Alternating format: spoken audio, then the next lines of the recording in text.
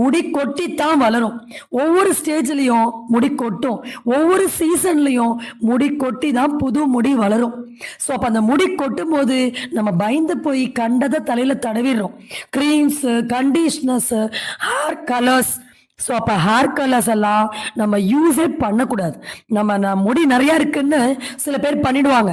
அப்புறம் முடி போனதுக்கு அப்புறம் அது தலைகீழாக நின்று வர வச்சா கூட அது முடியாது.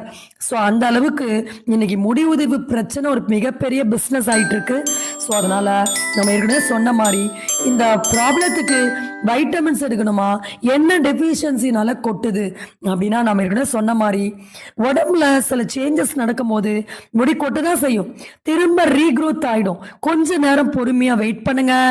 இப்ப நம்ம சொல்லக்கூடிய டிப்ஸை மட்டும் கவனமா ஃபாலோ பண்ணுங்க.